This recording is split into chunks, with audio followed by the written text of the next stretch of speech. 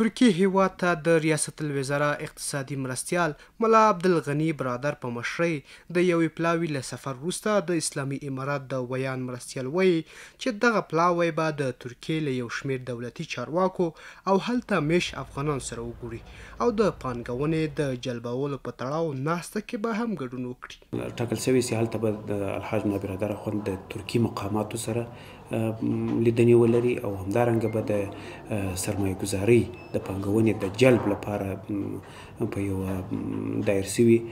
غونډه کې ګډون وکړي. بلې خوا یو شمېر اقتصاد پوهان د ریاست الوزرا د اقتصادي مرستیال دغه سفر په افغانستان کې د پانګونې جلبولو لپاره اغیزمن بولي او هیله کوي چې د دغه سفر په ترڅ کې به په ترکیه کې د افغان پانګوالو ستونزې هم هوارې شي.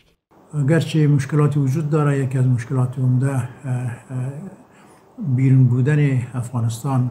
از سیستم اقتصاد مالی دنیا و محروم بودن از استفاده از سیستم سویفت بین المللی است،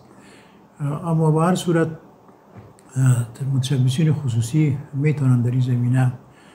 کارهای مفید انجام بدن. خو د ترکیې ته د اقتصادي مرستیال سفر او له ترکي چارواکو سره د هغه ملاقات د افغانستان د سیاست لپاره څه ګټه لري؟ روابط و سفرهای دیپلماتیک در شرایط فعلی برای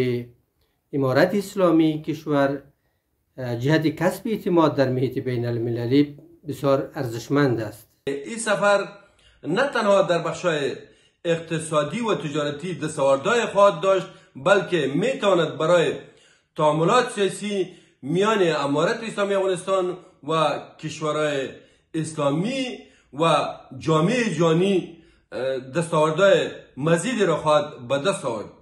د ترکیې ته د ملا عبدالغني برادر لومړی سفر دی. تر دې وړاندې د بهرنیو چارو وزارت سرپرست مولوي امیر خان متقي د 1400 کال په هود کې په انطالیا کې د ډیپلوماسۍ د فورم په غونډه کې د ګډون په مخه ترکیې ته تللی و.